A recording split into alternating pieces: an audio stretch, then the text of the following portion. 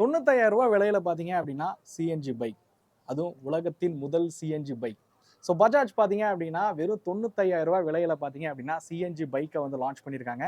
அதுதான் நம்ம கூட இருந்துட்டு இருக்கு ஃப்ரீடம் 125. வாங்க இந்த பைக்கில் என்னெல்லாம் கொடுத்துருக்காங்க அப்படிங்கிறத பார்ப்போம்.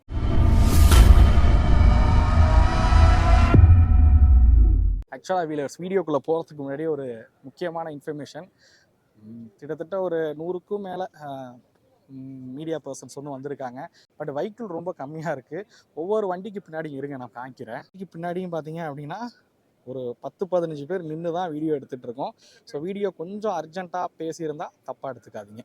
பஜாஜ் லான்ச் பண்ணியிருக்க ஃப்ரீடம் 125 சிஎன்ஜி பைக் பார்த்தீங்க அப்படின்னா மொத்தம் 3 வேரியண்ட்டில் வந்து லான்ச் பண்ணியிருக்காங்க. ஸோ முதல் வேரியண்ட் பார்த்தீங்க அப்படின்னா இதான் டாப் வேரியண்ட் மாதிரி டிஸ்க் பிரேக் வித் எல்இடியோட இருக்கிற மாதிரி கொடுத்துருக்காங்க. ரெண்டாவது மாடல் பார்த்தீங்க அப்படின்னா ட்ரம் பிரேக் வித் எல்இடியோட இருக்கிற மாதிரி கொடுத்துருக்காங்க. மூணாவது வேரியண்ட் வந்து ட்ரம் பிரேக் உள்ள மாடல். இந்த ட்ரம் பிரேக் உள்ள மாடல் தான் பார்த்தீங்க அப்படின்னா ரூ. 95,000 எக்ஸ்ஷோரூம் காஸ்ட்டில் வந்து லான்ச் பண்ணியிருக்காங்க. இதே ட்ரம் பிரேக் வித் எல்இடியோட உள்ள மாடல் பார்த்தீங்க அப்படின்னா ரூ. 1,05,000 எக்ஸ்ஷோரூம் காஸ்ட்டில் வந்து லான்ச் பண்ணியிருக்காங்க. ஸோ டிஸ்க் பிரேக் வித் எல்இடியோட உள்ள மாடல் பார்த்தீங்க அப்படின்னா ரூ. 1,10,000 எக்ஸ்ஷோரூம் காஸ்ட்டில் வந்து லான்ச் பண்ணியிருக்காங்க அப்படின்னு சொல்லலாம். இதோட எக்ஸ்ஷோரூம் காஸ்ட் தான் இது.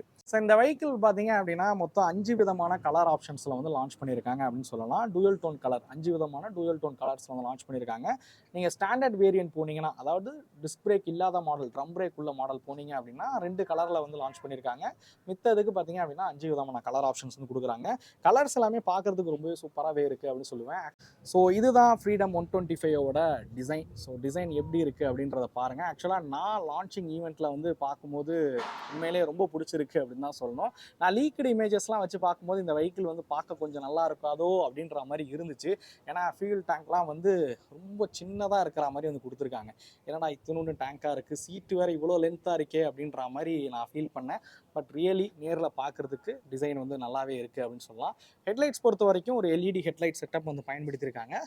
இது ஒரு எப்படி சொல்ல ரவுண்ட் ஷேப்புன்னு சொல்ல முடியாது, பட் பார்க்க டிசைன் வந்து நல்லாவே இருக்குது அப்படின்னு சொல்லலாம். ஸோ மேலே பார்த்தீங்க அப்படின்னா நம்பர் பிளேட் வந்து கொடுத்துருக்காங்க. இண்டிகேட்டர்ஸ் வந்து ஹாலோஜனில் வந்து கொடுத்துருக்காங்க. ஃப்ரண்ட்டில் பார்த்தீங்க அப்படின்னா டெலஸ்கோபிக் சஸ்பென்ஷன் தான் இந்த வெஹிக்கிள் வந்து பயன்படுத்தியிருக்காங்க. பட் அது வந்து கவர் பண்ணியிருக்காங்க. ஸோ பார்த்தீங்கன்னா கவர் பண்ணி அதில் ஃப்ரீடம்ன்ற மேஜிங் கொடுத்துருக்கிற விதம் வந்து பார்க்க ரொம்பவே சூப்பராக இருக்குது. ரொம்ப யூனிக்காக இருக்குன்னு சொல்லலாம் இந்த வெஹிக்கிளை பொறுத்த வரைக்கும். இந்த மாதிரி விஷயங்கள்லாம் சின்ன சின்னதாக வந்து பண்ணியிருக்கிறது. ஸோ அப்படியே சைட் ப்ரொஃபைலுக்கு வருவோம். ஸோ சைட் ப்ரொஃபைலில் பார்த்தீங்க அப்படின்னா ஃப்ரேம்ஸ் வந்து வெளியில் தெரிகிற மாதிரி வந்து கொடுத்துருக்காங்க. ஸோ இந்த வெஹிக்கிளுக்கு வந்து ஒரு புது ஃப்ரேம் தான் வந்து பயன்படுத்தியிருக்காங்க. ரோபோஸ்டிக் ஃப்ரேம் வந்து கொடுத்துருக்காங்க. இதுக்கு உள்ளே தான் வந்து சிஎன்ஜி டேங்க் வந்து கொடுத்துருக்காங்க.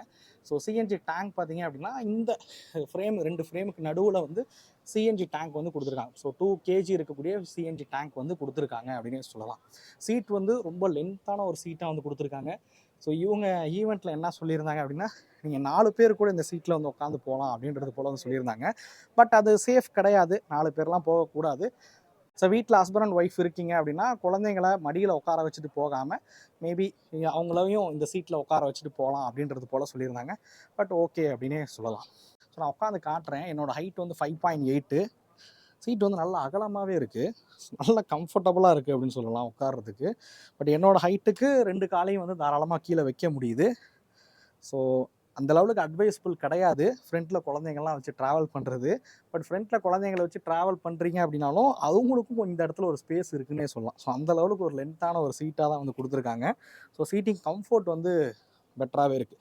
ஸோ ஒரு டே டு டே கம்யூட்டராக பார்த்தீங்க அப்படின்னா இதோட கம்ஃபோர்ட் லெவல்ஸ் வந்து ரொம்ப பெட்டராக பண்ணியிருக்காங்க அப்படின்னு சொல்லலாம். டெய்லைட்ஸ் பொறுத்த வரைக்கும் பார்த்தீங்க அப்படின்னா ஒரு பாக்ஸ் ஷேப்பில் இருக்கிற மாதிரி டெய்லைட்ஸ் வந்து கொடுத்துருக்காங்க. ரியரில் டயர் ஹக்கர் வந்து கொடுத்துருக்காங்க. எக்ஸாஸ்ட்டுமே வந்து பார்க்க ரொம்பவே நல்லாவே இருக்குது அப்படின்னு சொல்லுவேன். ரியர் சஸ்பென்ஷன் பார்த்தீங்க அப்படின்னா இவங்க வந்து லிங்க்டு மோனோ சஸ்பென்ஷன் வந்து ரியரில் வந்து பயன்படுத்தியிருக்காங்க. ஃப்ரண்ட்டில் டெலஸ்கோபிக் சஸ்பென்ஷன் கொடுத்துருக்காங்க. ஃப்ரண்ட்டில் பார்த்தீங்க அப்படின்னா டிஸ்க் பிரேக்கோட வருது. ரியரில் ட்ரம் பிரேக் வந்து கொடுத்துருக்காங்க. ஸோ ஃப்ரண்ட்டில் வந்து 90 செக்ஷன் டயர்ஸ் வந்து பயன்படுத்தியிருக்காங்க. ரியர் பொறுத்த வரைக்கும் ஒரு 120 செக்ஷன் டயர்ஸ் வந்து கொடுத்துருக்காங்க. இப்போ இந்த இடத்துல NG04 அப்படிங்கிற பேட்ஜிங் இருக்கிற மாதிரி அந்த டிசைன் பண்ணியிருக்காங்க. இந்த வெஹிக்கிளோட அப்படியே இன்ஸ்ட்ருமெண்ட் கிளஸ்டருக்கு வருவோம். ஸோ இன்ஸ்ட்ருமெண்ட் கிளஸ்டர் வந்து ஒரு டிஜிட்டலில் இருக்கிற மாதிரியான இன்ஸ்ட்ருமெண்ட் கிளஸ்டர் தான் வந்து கொடுத்துருக்காங்க. ஸோ இதுதான் வந்து அவங்க எல்சிடி அப்படின்னு குறிப்பிடுறது. அவங்க வேரியண்ட்டில் வந்து நீங்கள் டிஜிட்டலில் இருக்கிற மாதிரி இன்ஸ்ட்ருமெண்ட் கிளஸ்டர் போனீங்க அப்படின்னா இந்த மாடலில் தான் இப்படி தான் இருக்கும் அப்படின்னு சொல்லலாம்.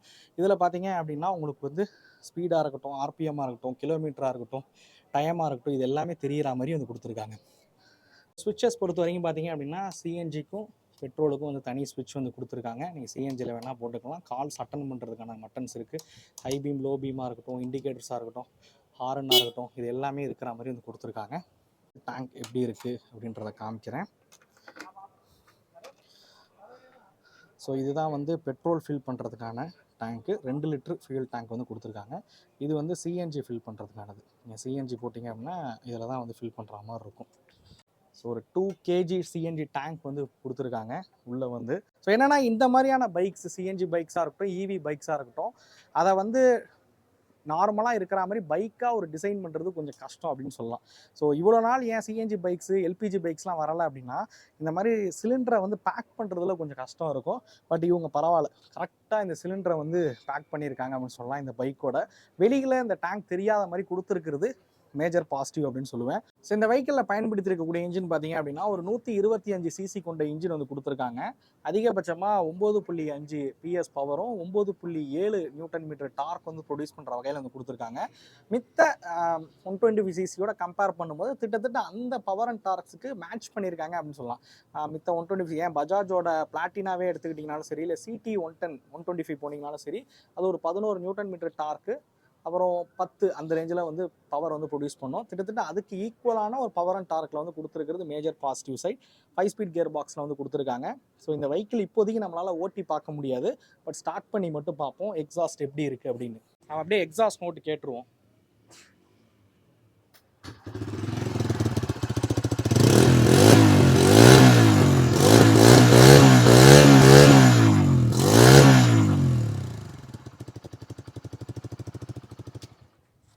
எக்ஸாஸ்ட் நோட் ஆஸ் யூஷுவல் பஜாஜோட 120 சிசி பைக்ஸில் வந்து பார்க்குற மாதிரி தான் இருக்குது.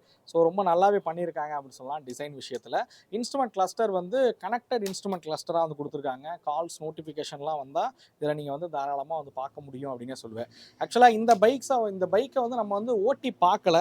மேபி ஃப்யூச்சரில் கண்டிப்பாக ஒரு மீடியா ட்ரைவ் வந்து வைப்பாங்க அப்படின்னு நினைக்கிறேன். அப்போ நம்ம வந்து ஓட்டி இப்போதைக்கு இந்த வெஹிக்கிள் பார்த்தீங்க அப்படின்னா மகாராஷ்டிரா மற்றும் குஜராத்தில் தான் வந்து ஃபஸ்ட்டு வந்து அங்கே தான் வரதா இருக்குது. அதுக்கப்புறம் கொஞ்சம் கொஞ்சமாக தமிழ்நாடு சைடுமே வந்து வரும். மேபி ஒரு 2 மாதம் இல்லை 3 மாதத்தில் நீங்கள் தமிழ்நாட்டில் இந்த வெஹிக்கிளை வந்து பார்க்கலாம் அப்படின்னு சொல்லுவேன். ஸோ இந்த வெஹிக்கிளோட ஃபியூல் டேங்க் கெப்பாசிட்டி வந்து 2 லிட்டர் வந்து கொடுத்துருக்காங்க. சிஎன்ஜியோட கெப்பாசிட்டி பார்த்தீங்கன்னா 2 கேஜி வந்து கொடுத்துருக்காங்க. இந்த ரெண்டையும் நம்ம ஃபில் பண்ணும்போது பார்த்தீங்க அப்படின்னா அதிகபட்சமாக 320 கிலோமீட்டர் நம்மளால் போக முடியும் அப்படிங்கிறாங்க. ஸோ தஞ்சாவூர் மாதிரியான சிட்டிஸில் வந்து 82 ரூபா விற்கிது சிஎன்ஜி பொறுத்த வரைக்கும். அதே மாதிரி பெட்ரோல் வந்து 103 ரூபா விற்கிது. ஆல்மோஸ்ட் ஒரு 370 ரூபா நீங்கள் செலவு பண்ணீங்க அப்படின்னா 330 கிலோமீட்டர் வந்து உங்களால் வந்து போக முடியும் அப்படின்னு சொல்லுவேன். ஸோ எல்லாரும் சிஎன்ஜி அப்படின்னா பயப்படுற விஷயமே சிஎன்ஜி கேஸ் வந்து லீக் ஆனால் ஃபயர் ஆகிடுமோ இல்லை சிலிண்டர் வெடிச்சிருமோ அப்படிங்கிறது போல் நிறைய பேருக்கு ஒரு குழப்பம் இருக்கும். சிஎன்ஜி அப்படிங்கிறது கம்ப்ரஸ்டு நேச்சுரல் கேஸ். நம்ம பூமியிலேருந்து எடுக்கக்கூடிய மீத்தேன்லேருந்து உருவாக்கப்படக்கூடிய கேஸ் தான். 93% மீத்தேன் தான் இருக்குது. இந்த கேஸ் பார்த்தீங்க அப்படின்னா நம்ம அட்மாஸ்பியர் ஏரோட ஈஸியாக கரையக்கூடிய ஒரு கேஸ். ரொம்பவே லைட்டரான ஒரு கேஸ், ஈஸியாக கரையக்கூடியது. அதாவது லீக் ஆனிச்சு அப்படின்னா டக்குன்னு எவாப்ரேட் ஆகக்கூடிய ஒரு கேஸ் அப்படின்னு கூட சொல்லலாம் இந்த கேஸை பொறுத்த வரைக்கும். அதனால் அவ்வளோ சீக்கிரம் தீ பிடிக்கக்கூடிய பிரச்சனை கிடையாது. சிலிண்டர் பொறுத்த வரைக்கும் 5 mm திக்னஸ் இருக்கக்கூடிய சிலிண்டரில் தான் வந்து சிஎன்ஜியை வந்து அடைக்கிறாங்க. ஸோ சிஎன்ஜி டேங்க் வந்து பல சேஃப்டியை கடந்து தான் இந்த சிஎன்ஜி டேங்க் அப்படிங்கிறது வந்து உருவாக்குறாங்க. ஸோ இதனால் இது வந்து வெடிக்குமோ இல்லை ஃபயர் ஆகுமோ அப்படிங்கிற பிரச்சனையெல்லாம் கண்டிப்பாக வேணாம் அப்படின்னு சொல்லுவேன். அதே மாதிரி நிறைய பேர் சொல்லக்கூடியது சிஎன்ஜி வந்து இன்ஜினோட லைஃப் வந்து கம்மியாகும் அப்படின்றது. ஃபஸ்ட்டு புரிஞ்சுங்க, இந்த கேஸ் வந்து ஃபுல்லாக எரியக்கூடிய ஒரு கேஸ். அதனால் கார்பன் டெபாசிட்டுங்கிறது இன்ஜினில் வந்து கம்மியாக தான் ஆகும். அதனால் இன்ஜினோட லைஃப் அப்படிங்கிறது அதிகமாக தான் ஆகும், குறையாது. ஸோ டொயோட்டா மாதிரியான பிராண்ட்ஸே பார்த்தீங்க அப்படின்னா 2 லட்சம் கிலோமீட்டரே வாரண்டி வந்து கொடுக்குறாங்க. ஸோ அவங்களோட பெட்ரோல் காராக இருக்கட்டும், சிஎன்ஜி காராக இருக்கட்டும், அந்த லெவலில் கொடுக்கும்போது அவங்க ஆர்என்டி பண்ணாமல் ஒரு வெஹிக்கிளை வந்து கொடுக்க மாட்டாங்க. 2 லட்சம் கிலோமீட்டர் வாரண்டியே கொடுக்குறாங்கன்னா யோசிச்சு பாருங்கள் எந்த அளவுக்கு குவாலிட்டி நல்லா இருக்கும் அப்படிங்கிறது. ஸோ தாராளமாக சிஎன்ஜியை பொறுத்த வரைக்கும் போகலாம் அப்படின்னே சொல்லுவேன். பஜாஜ் பார்த்தீங்க அப்படின்னா 11 விதமான சேஃப்டி டெஸ்ட் எல்லாம் கடந்து தான் இந்த வெஹிக்கிளை நாங்கள் விற்பனைக்கு கொண்டு வந்திருக்கோம் அப்படின்னு சொல்லியிருக்காங்க. அதில் பார்த்தீங்க அப்படின்னா நம்ம பொதுவாக பைக்ஸை வந்து பார்த்தீங்க அப்படின்னா காரோட ரொம்ப ரஃப் அண்ட் டஃப்பாக நம்ம வந்து யூஸ் பண்ணுவோம். ஒரு சைடு ஸ்டாண்ட் நழுவி கீழே விழுவுறதா இருக்கட்டும், ஒரு ஹில் ஸ்டேஷன் மாதிரியான பகுதிகளில் இறங்கி வரும்போது சறுக்கி விழுவுறதா இருக்கட்டும், இது மாதிரியான பல டெஸ்ட் பார்த்தீங்க அப்படின்னா இவங்களே வந்து பண்ணியிருக்காங்க அப்படின்னு சொல்லலாம்.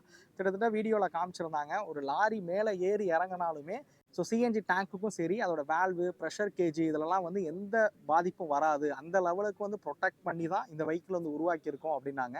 ஸோ அந்த லெவலுக்கு சேஃப்டியான ஒரு வெஹிக்கிளாக தான் இந்த வெஹிக்கிள் வந்து உருவாக்கியிருக்காங்க. நான் பஜாஜ் சிஎன்ஜியை பொறுத்த வரைக்கும் நான் என்ன சொல்லுவேன் அப்படின்னா, நீங்கள் டே டு டே கம்யூட்டராக தாராளமாக இந்த வெஹிக்கிளை வந்து வாங்கலாம். பட் பக்கத்தில் சிஎன்ஜி ஸ்டேஷன்ஸ் இருக்கான்னு பார்த்துங்க. ஏன்னா சிஎன்ஜிக்கு டிமாண்டுங்கிறது ரொம்ப அதிகமாகிட்டு இருக்கு. ஏன்னா சென்னை, கோயம்புத்தூர் மாதிரியான சிட்டிஸில் வந்து நிறைய பெட்ரோல் ஆட்டோஸ் ஃபுல்லாமே பார்த்தீங்க அப்படின்னா சிஎன்ஜியாக கன்வெர்ட் பண்ணி ஓட்டுறாங்க. கிட்டத்தட்ட ரொம்ப நேரம் க்யூவில் நின்று வந்து நம்ம சிஎன்ஜி வந்து ஃபில் பண்ண வேண்டியதாக இருக்குது சென்னை, கோயம்புத்தூர் மாதிரியான சிட்டிஸில். ஸோ அங்கே வந்து சிஎன்ஜிக்கு டிமாண்ட் எந்த லெவலில் இருக்குது, நம்ம போனால் உடனே ஃபில் பண்ண முடியுமான்றதெல்லாம் கொஞ்சம் தெரிஞ்சுக்கங்க அப்படிங்க சொல்லுவேன்.